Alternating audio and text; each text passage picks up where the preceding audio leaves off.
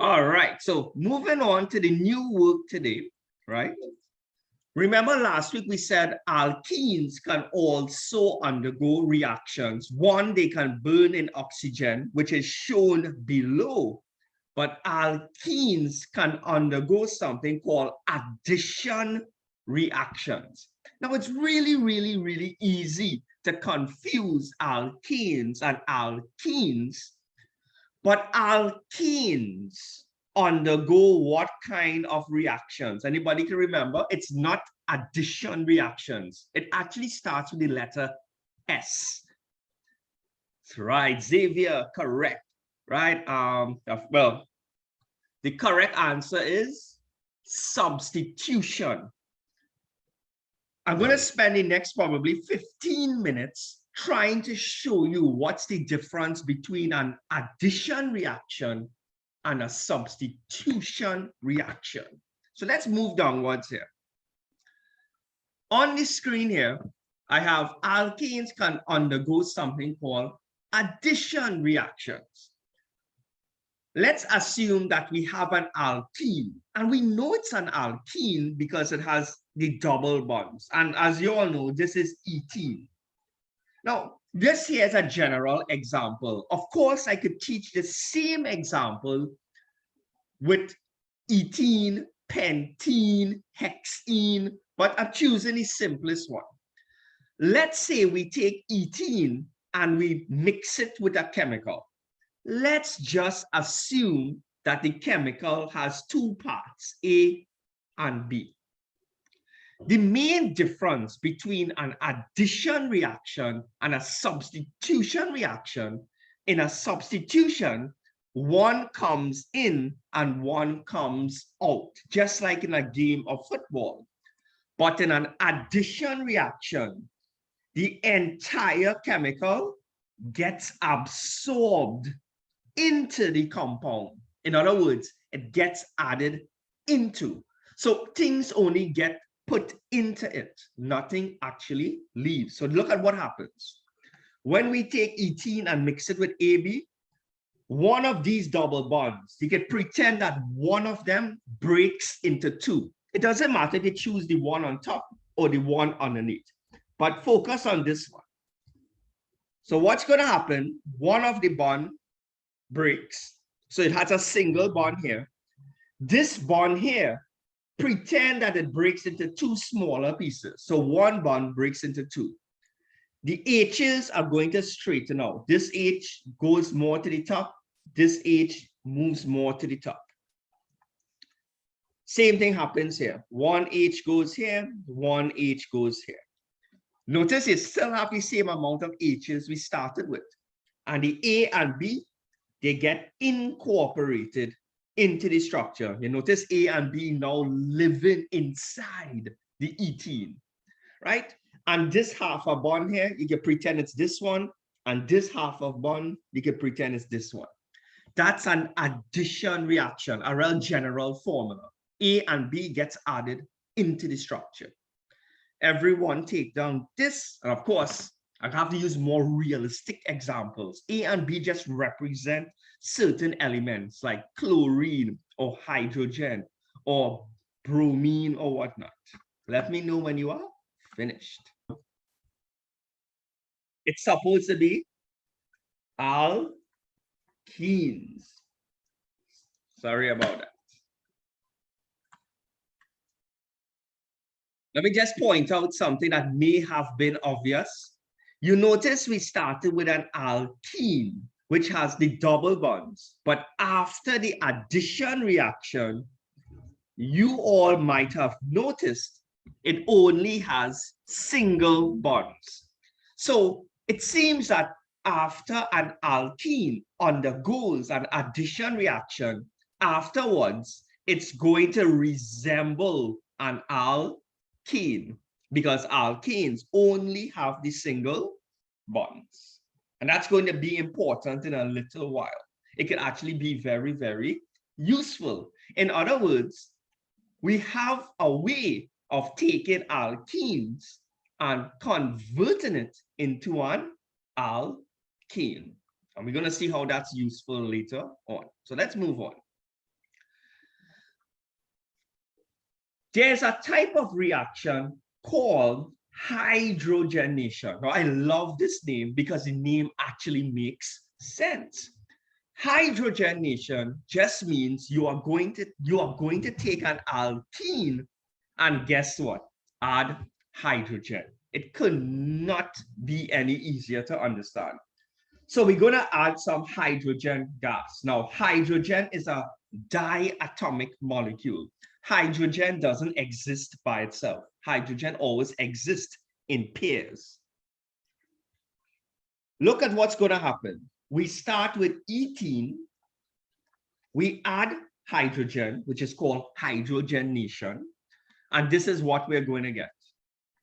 One of the double bond breaks because it's an addition type of reaction. This H goes on top, this H goes here. These are the original H's. Let me just color code it to make it easier to understand. I'll use red here. So this hydrogen is the red one, and we have two of it. This hydrogen gets absorbed into the structure. It gets added in. So this is a new H here, and this is a new H here. Who can tell me what's the name of this structure?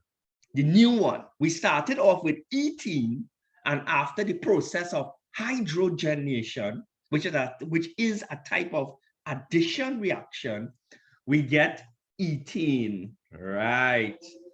Which could be useful, right? Let me explain why this could be useful. Which one would be better to burn, like in your kitchen, ethene or ethene? Like if you had to choose one to burn, which one would you want in your kitchen? You would want the ethene because the alkene is the cleaner flame, a nice blue flame with no smoke attached to it. So that means if somebody gives you a bunch of ethene, not a problem. Just perform hydrogenation and you get ethene, which is more useful in the kitchen. And they actually do this in the industry, right? Take 20 seconds and we will move on. Let's see what's next on the list.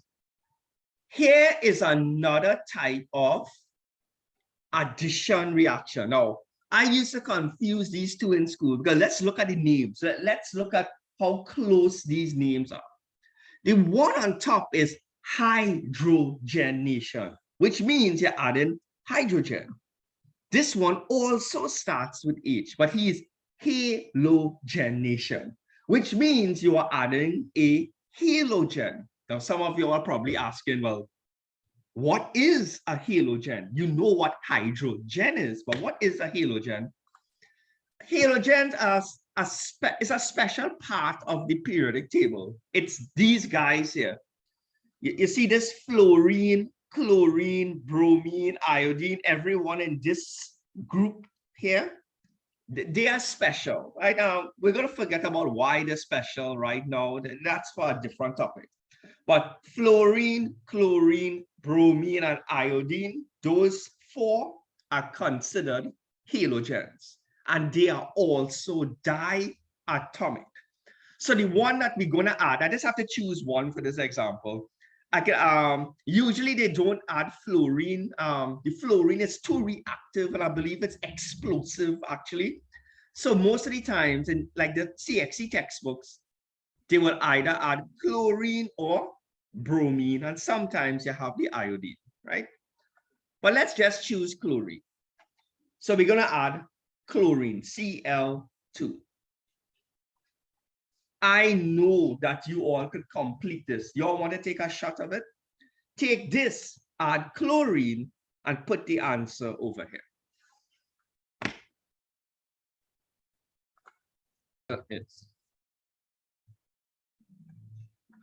You have it like this. You put the H here, you put the H here, put the H here, put the H here.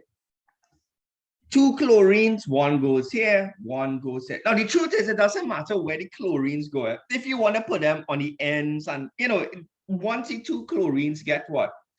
Absorbed into the structure. Now, this compound here is actually, you see how this one is a gas, right? This one over here is also a gas, right? But when you combine both of them, it actually turns out to be a liquid.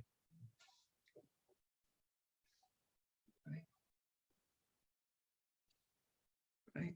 Oh, and I should give it a name, even though I read it down the exam, is going to ask you what's the name of this element, but I'm just going to give it to you, right? It's 1, 2 dash dichloroethane.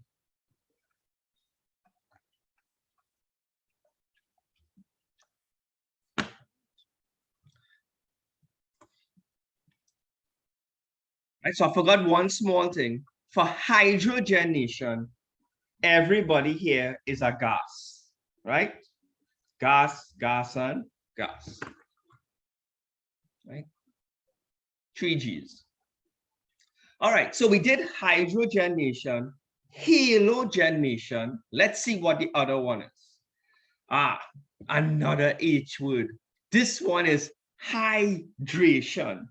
Well, when you hydrate yourself, what are you doing? Most likely you're drinking some form of water, right? You're hydrating yourself. So we're going to start off with ethene again, right? We're going to add water, but the water is going to be in terms of steam. So it has to be, well, vapor water. It won't work with regular cold water. It has to be steam. So H2O, and you put your G, meaning that this water is in gas form. And this is what we are going to get. You're going to get this structure. I'll put H here, H here, H, O, H. Now, let me just get this is going to actually be a liquid. Now, let me explain why this is an addition reaction. Remember, how much hydrogens did we start off with? 1, 2, 3, 4. 1, 2, 3, 4. Let's assume it's these 4. 1, 2, 3, 4. Right? So we have 4 here. But remember, water is H2O. You could break up water into 1 H here and 1 OH. That's still 2 H's and 1 O. This H is this H. And this OH here is this OH. So you kind of like break up the water into 2 parts, first in your head, and then you add it into the structure. As of now, you all never saw a structure like this, one with OH. This is actually called ethanol, better known as drinking alcohol. This is the type of alcohol that humans consume, right? Don't worry, we have a whole section dedicated afterwards to alcohols, all the different types of alcohols, ethanol, pentanol, hexanol. Let me know when you are finished there. We did halogenation, hydrogenation, hydrogenation. All right. This one here is something called polymerization. Take down this note first, draw this diagram, and then I will begin the explanation. This one might be a little complex. The topic of polymerization is an entire topic, and it usually takes an entire session or 2 hours to go through it in detail. I'm just introducing it now. Plastics. Everybody has plastics around them. Almost, you could go in your kitchen, find a lot of things made up of plastic. Plastics, its official name, the category of chemistry that it belongs to, is something called a polymer. But nobody's going to go in the kitchen and say, hey, give me a polymer spoon, give me a polymer fork, right? Nobody is going to say that, right? But just know when you hear the word polymerization, we're talking about plastics.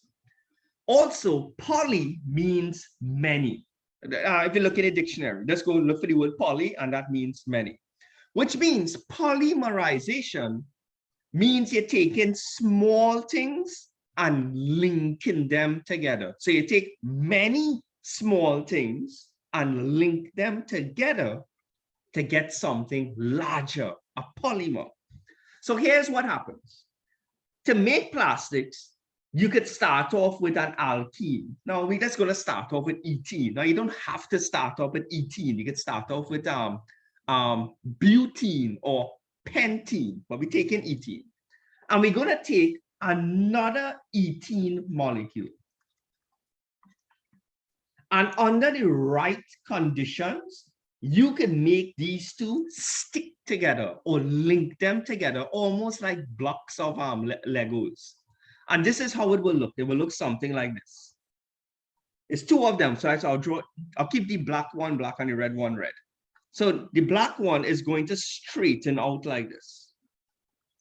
He's going to straighten his edges, right? So he moves more to the top, he moves more to the underneath. The red one is going to do the same thing.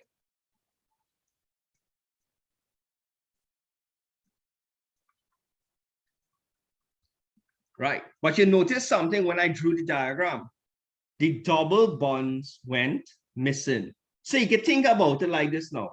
This double bond and this double bond form an alliance, and they come in the middle here and link each other. Now, this is just for visual purposes. Now, I only drew two polymers. For it to be considered a polymer, it has to be 50 or more. Obviously, I don't have time to draw all 50. So anything more than 50 or more is considered a polymer. But how do you represent, like if you had to draw 50 or if you had to draw 1,000 for the exam, how would you draw that? Simple. Or they have an abbreviation for it. This is all you have to do. Put the C like this. Put the H's like this. You put it in brackets like this, right? And you draw one across here and one across here, right? This is showing that it's linking to something, and this one is showing that it's linking to something. And then you put the letter N here. Now, if you replace the letter N with 50, it means you have 50 of them linked together. If you replace the letter N with 1,000, it means you have 1,000 of them linked together. All right. Obviously, if you link a whole set of ethene together, as opposed to linking a whole set of pentene together, you will get a different type of plastic.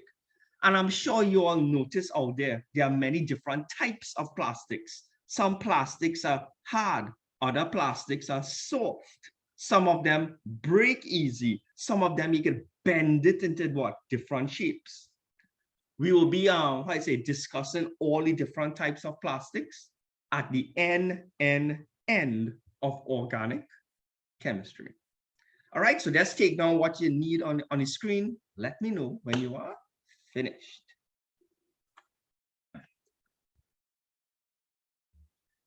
All right, so this here is a good one, right? What's the difference between an alkane and an alkene? For example, if you walk into a lab, right? If you walk into a lab and there's a container of ethene or pentane as versus what? Ethene or pentene, right? How would you know which one is the alkene and which one is the alkene if the test tubes or bottles are not labeled? Because most likely, both of them are going to be colorless. Both of them will look the same. To test whether it's an alkene or an alkene, right? There's three substances I want you to become familiar with, right? There's one called bromine vapor. If you're going to any standard, chemistry lab in school, you will see a bottle of bromine somewhere on the shelves. Obviously, you will not get to touch the chemicals without the lab assistant being there. There's one called bromine vapor.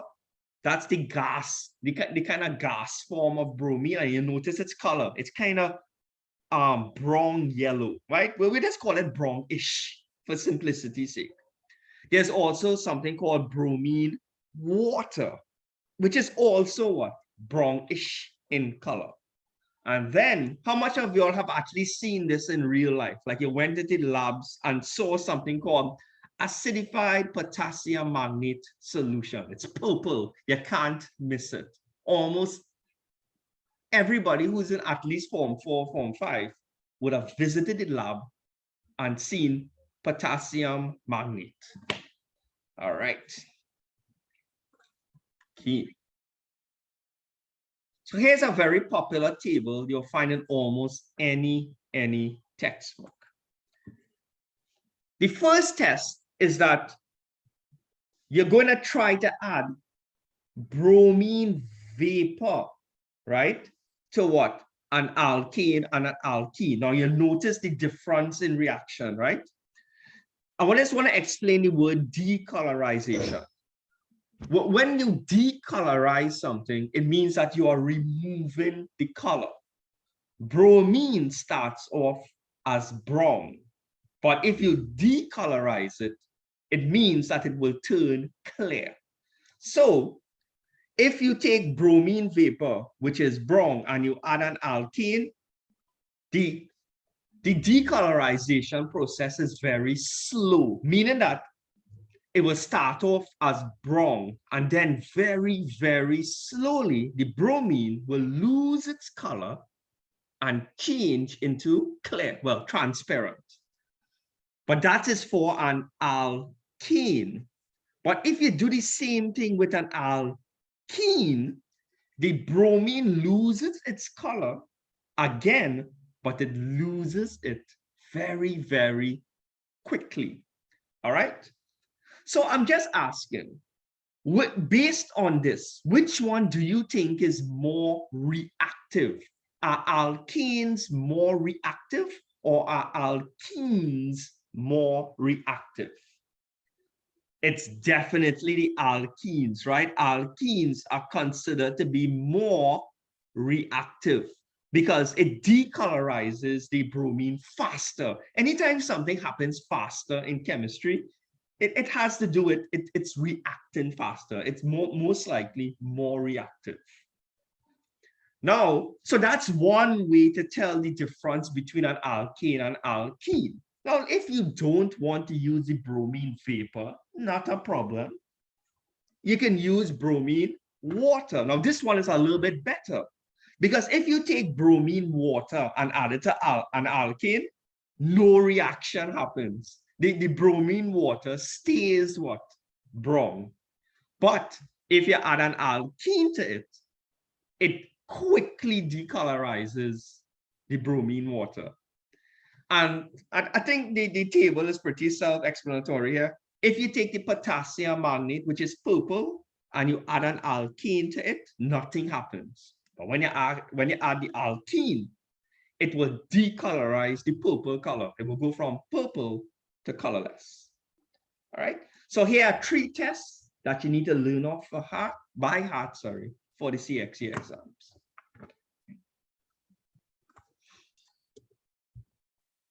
Remember, we just said alkenes are more reactive than alkanes, right? So this one here is less reactive. In the exam, if they were to ask you, well, why are alkenes more reactive? The reason is it's because of the double bonds. The double bonds make it more about equal sign there, right? So because of the double bonds, they are more reactive. Now, in chemistry, right, anything with, well, in organic chemistry, when something has a double bond, there's a certain name or category you assign it to, right? So I'm not running out of space here, so I just want to put it down here. Alkenes are what you call unsaturated. Whenever you hear the term unsaturated, you know that whatever you're talking about has a double bond or a triple bond. But triple bonds is not on the syllabus. Who can guess the category alkenes belong to?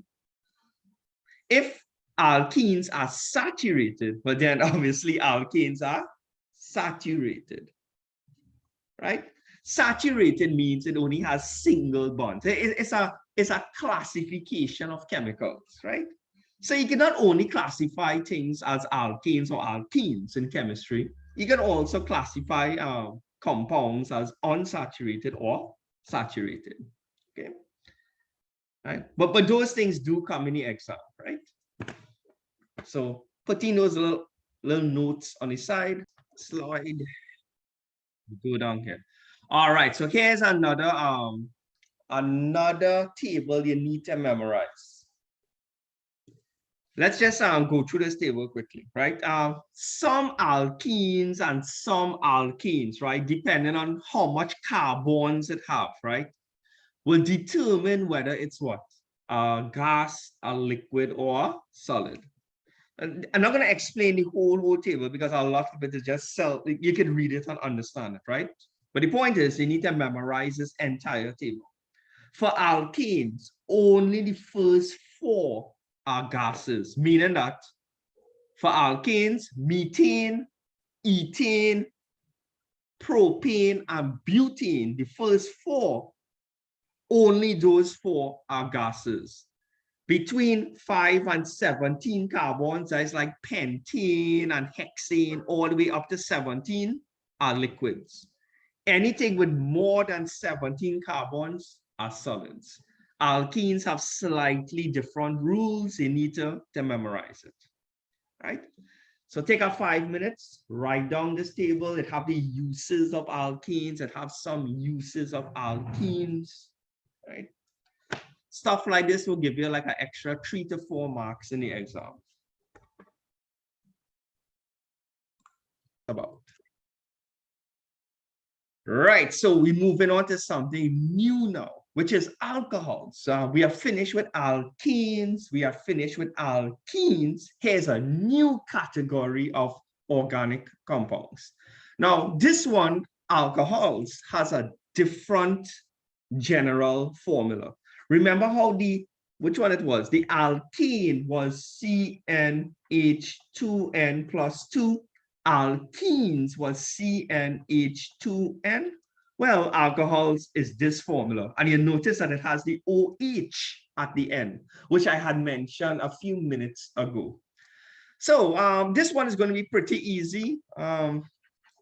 Take down the general formula. And I would like you all to name these 3 alcohols for me. And you know it's alcohols because it has an OH attached to it. That's how you know it from a mile away.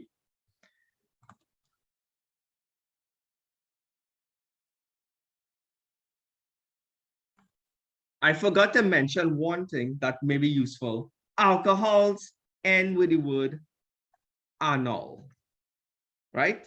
So whatever the prefix is, add anol to it, right? So I'm going to give you, for the first one, how it has 1, 2, 3, 4, 5. His name will be pentanol. Simple, right?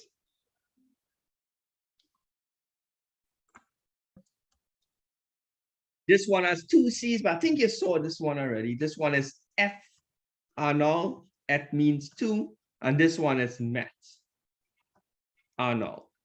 Now, remember, ethanol is the one that humans usually consume, right?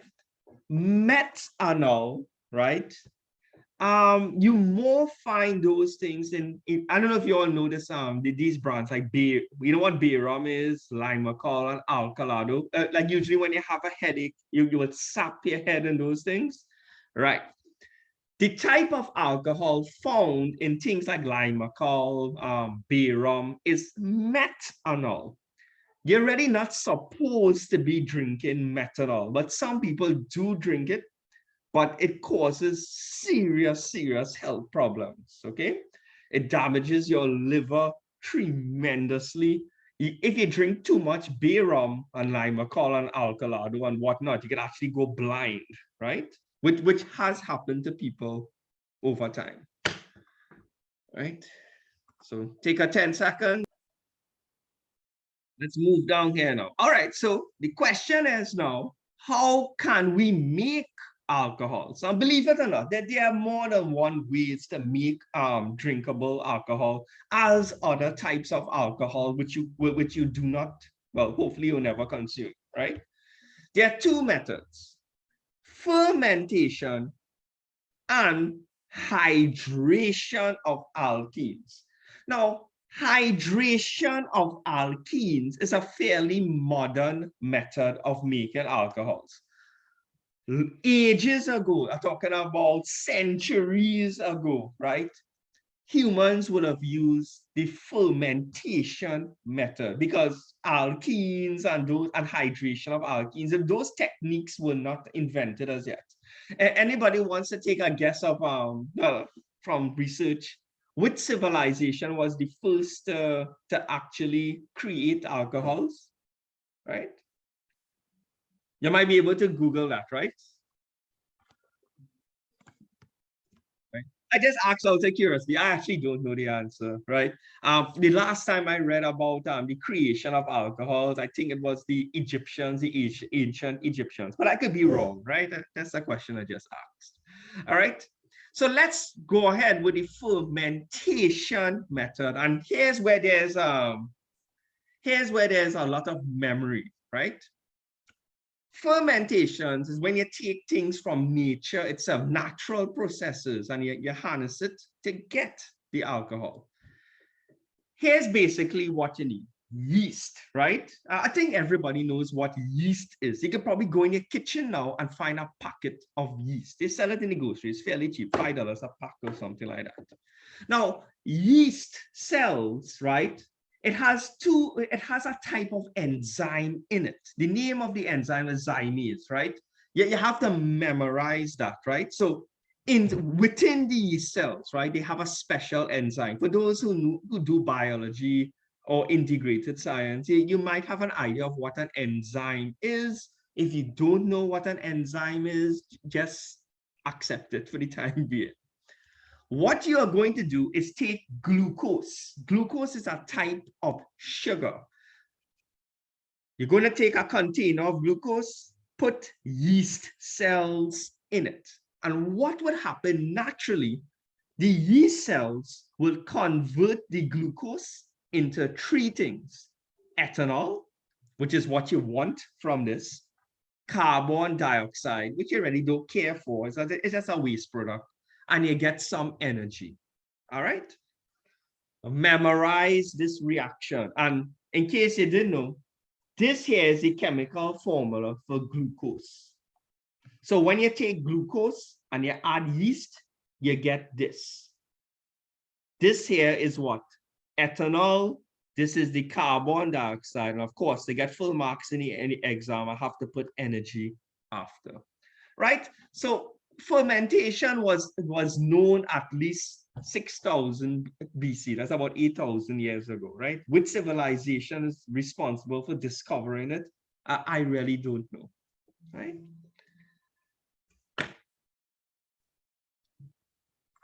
Knowledge. Remember, I told you it takes a little bit of skill to create ethanol, drinkable alcohol. Whenever you're doing this process, you just have to make sure that no air comes into contact with the ethanol.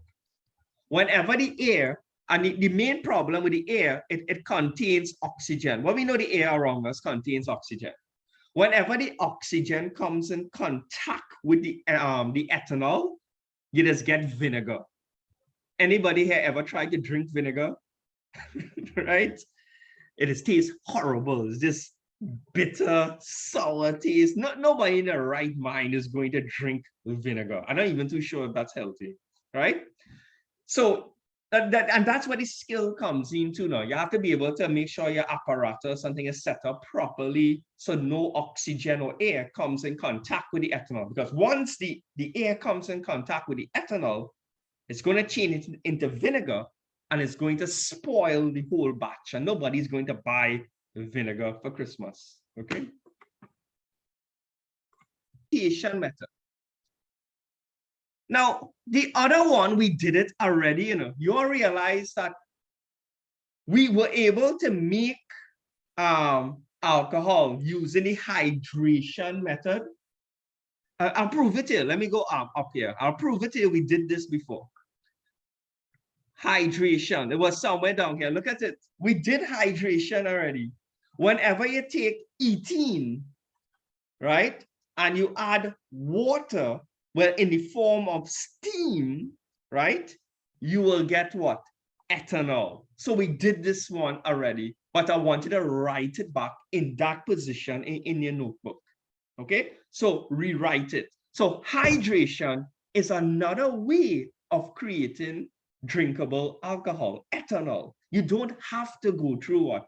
You don't have to go through the fermentation method. And a lot of industries, right? A lot of old-time industries will use the fermentation method and whatnot, right? But if you want to produce ethanol in bulk, right, and you want to do it quickly, you're going to use the hydration method. You just get ethene and a bunch of hot water, change it into steam, mix the two together. You have to put a little catalyst in there, but we won't get into that now. And you get what? Ethanol.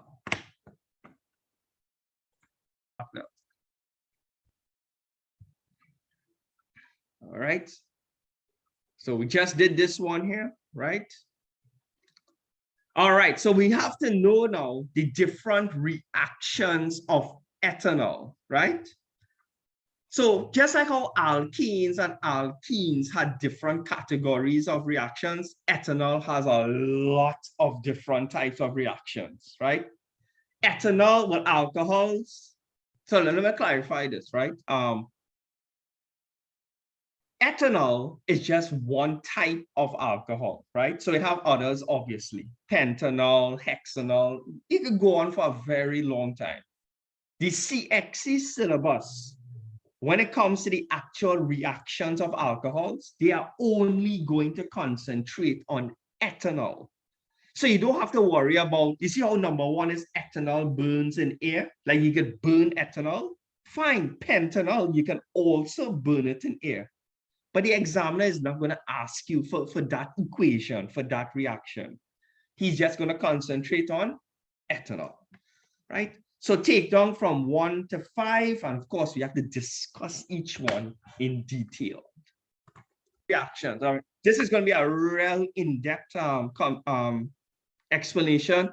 You're not going to like it, right? I'm going to give you some notice upfront. This is not a pretty part of the syllabus. I think everyone can imagine this one, right?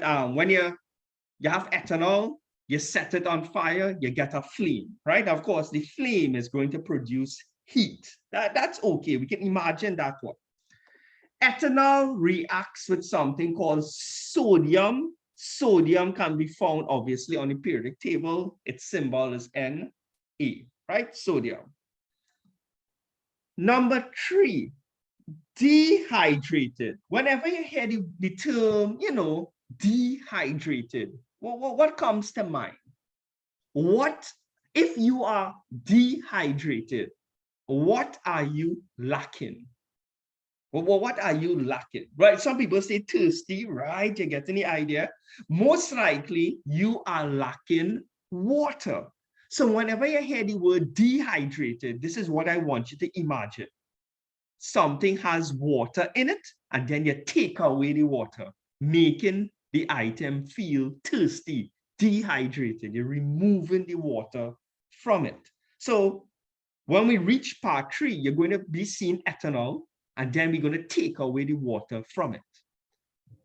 Number 4, oxidized. Whenever you hear the word oxidized, you can think of the word, one way of thinking of it is oxygen. Let's say you're walking down the road and somebody rushes up to you and throws a whole set of oxygen on you. Let us use the imagination. It's kind of crazy. Whenever you gain oxygen, you could think of that process as oxidization. In other words, after the person throws the oxygen on you, he points at you and says, you have just been oxidized.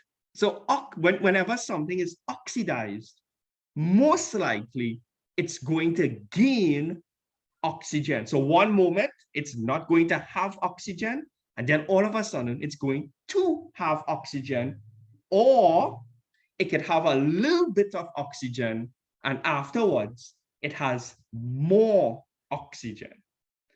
And well, this last one, number 5, right? Ethanol reacts with alkanoic acids. You have no idea what an alkanoic acid is as yet. And of course, you have no idea what an ester is. So in other words, for number 5, we have a lot of talk, or we're going to have a slow build-up in order to understand that one. So let's go to the first one. The first 2, and I'm sorry, but you're going to have to memorize this for the exam, right? And this is the part the students don't like. It's just pure memory from this point. Ethanol burns in air and oxygen. So the white part here, when ethanol is burnt in air, it burns with a clean blue flame. So whenever something burns with a clean blue flame, I would consider that a good type of flame, meaning that there's no smoke. And you get carbon dioxide and water. And well, you all know what this symbol means, right? It means, I forget the little triangle here, right? That's heat. So let me write it properly. Okay? You have to memorize this. In case you don't know, didn't remember, this here is the molecular formula for ethanol. So you take ethanol, you set it afire in what? Oxygen, and you get carbon dioxide, water, but notice the water is being gas form, so it's steam you're getting.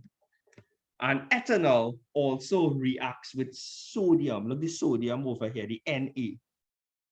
I just want to look at 2 here, right? You notice it have a H here, right? The sodium kicks out the H and takes its place. And the H goes on its own, right? So come like H was living in the house, sodium come knock on the door, kick out Mr. H, and now he living in Mr. H house. All right? Let me know when you are finished. There. I missed out the G over here, right? But oxygen is obviously a gas, so you have to put a small G there, all right? So, all right, so a lot of people are finishing up. I'll give you about 10 more seconds, and then we are moving on.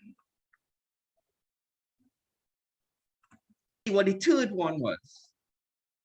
So the third one is that ethanol can be dehydrated. Look at this reaction, right? You'll realize this is ethanol.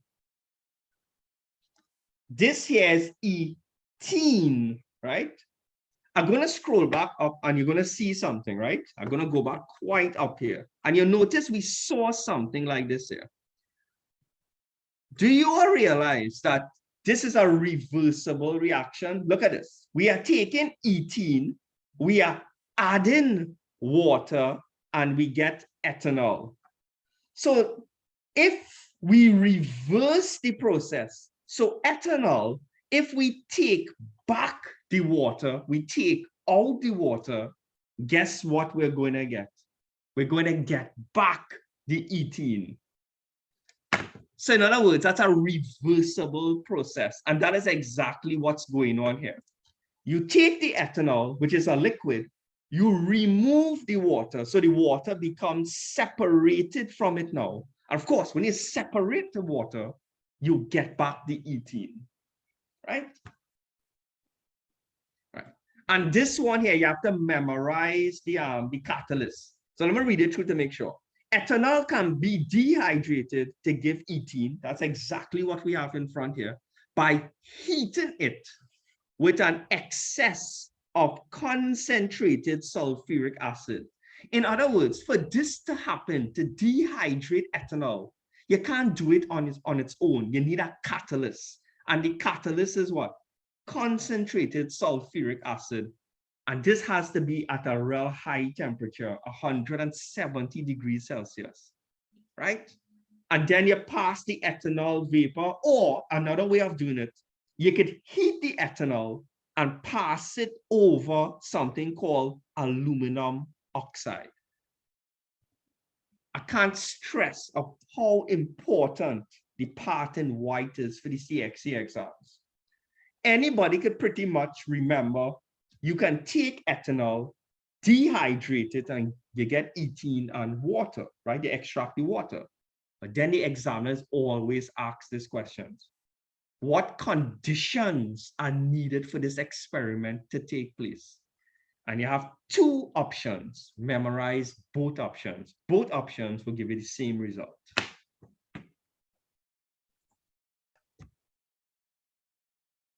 All right. Now here's what, right? Ethanol can be oxidized by heating it with acidified potassium permanganate solution, or you could heat it with acidified potassium dichromate. Whenever we do this, we get something called ethanoic acid. Now, we sort of spoke about this just now. Let me explain something. These names sound scary, right? Acidified potassium permanganate. This is it here. We did this one already. It's a kind of purple solution. The chemical formula for what? Potassium permanganate is KMnO4, right? Or you could take the ethanol, right, and heat it with something called potassium dichromate. And the chemical formula for that is K2Cr2O7. And it's the orange solution. Here's the main thing, right? And this usually scares a lot of students, right? Because you see these complex things. The point is, potassium permanganate contains what? Oxygen. Look at it. It contains oxygen. And potassium dichromate also contains oxygen. So whenever you're expressing the formula for the examiner, I don't think he expects you to memorize this or memorize this. All he is concerned with is that you are taking ethanol and mixing it with something that has oxygen. So you notice when I'm stating the formula, I'm only putting the O part, but I am putting it in square brackets. The square brackets just means right now, we are not concerned with the rest of the chemical. We are only concerned about the oxygen part of the chemical. And when you mix the two together, the oxygen from whichever chemical you choose gets mixed into the structure. Look at it. The ethanol only had one oxygen now, but afterwards it has more oxygen. Do you all see that? So the ethanol started off with a little bit of oxygen, but after the reaction, it ended up with more oxygen.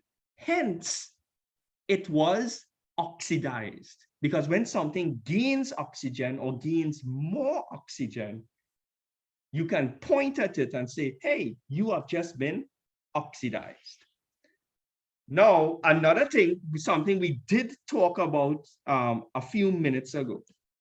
Remember, I told you to not let ethanol or alcohol come in contact with air because air contains oxygen.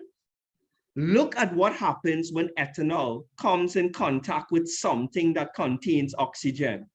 You get this CH3COOH. You know what you call this? This is ethanoic acid, better known as vinegar, right? So you can go, I mean, ethanoic acid and vinegar is slightly different, but I know some people might Google it and say there's a slight difference between ethanoic acid and vinegar, but for CXC purposes, let's just consider it the same. So instead of, if you want to upgrade your vocabulary, whenever you, how you say, you know, when you're making chicken or whatnot, you just put it in vinegar to what, remove the fresh smell or whatnot. Instead of saying, let's put some vinegar, you can tell your mom or dad, let's use some ethanoic acid today. And let's see how strange they look at you. All right. Okay, guys, but I need you to take down everything here, everything, right?